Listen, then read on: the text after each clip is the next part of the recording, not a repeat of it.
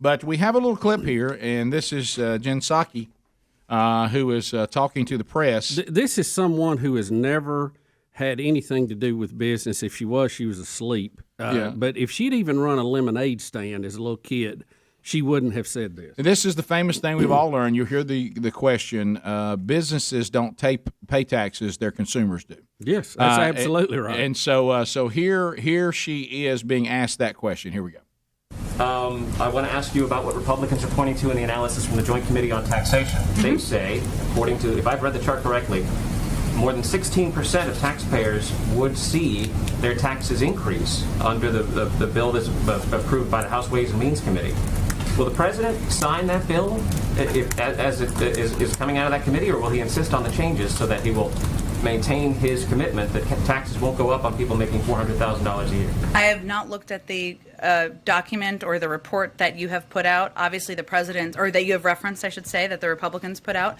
Obviously, the president's commitment remains not raising taxes for anyone making less than $400,000 a year. There are some, and I'm not sure if this is the case in this report, who argue that in the past, companies have passed on these costs to consumers. I'm not sure if that's the argument being made in this report. We feel that that's unfair and absurd, and the American people would not stand for that. But I will take a closer look at this report and get you a more substantive response. I can't even believe. I can't believe that. Yeah, listen, cannot believe that. Listen, I know you got a tough job there. Okay. Wow. You have to go out there day after day and put lipstick on a pig and try to sell it. I got that. That commercial where they were doing that, Rick, in the stockbroker room is one of the funniest things, and so true. By the way, absolutely gold. So, Jen Psaki, let me be clear, and it is a joke that businesses and corporations don't pay taxes because they exist, Rick, for what reason? To make a profit. Correct. Okay, for their shareholders, or if they're a small business, which the majority of the country would fall under, they're mom and pop businesses. So whatever I sell, whatever I make, whatever I carry to market, if it costs me, say, $100, when I figure in all my cost of my business to get that product to market, and I sell it for, this is an extremely high figure, but I'm going to use it just for the example here. Say they take their $100 that they have made something and they sell it for $150. So they have a $50 profit, and then that goes back to the owners of the company or the stockholders. And in most of the time, they reinvest that money in their business or a part of it. Yeah. But in this case, if the cost of operating, and this is their supplies, their time doing it, their property, all this stuff goes into that price. Well, if that's my business model, and the person who is doing the bookkeeping comes in and says, hey, we just got a $10 increase on our taxes for every item that goes out of here. Well, I either have to eat that or I pass it along.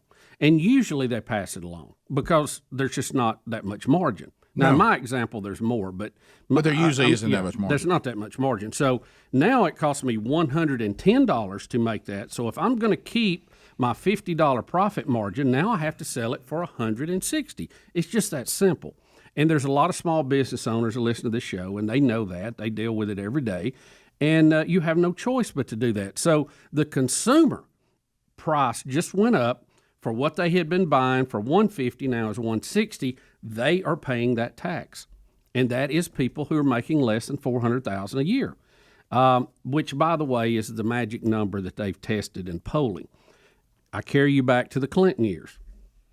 They were not going to raise taxes on anybody that made more than $200,000 because they knew through their polling that was the limit where people thought a rich person is if they make more than $200,000 a year. That's a rich person. They put up balloons and get all that. And what the Clintons did is they got all the tax increases they wanted passed. Then they went back in the middle of the night and lowered that number from 200 to 40 and went.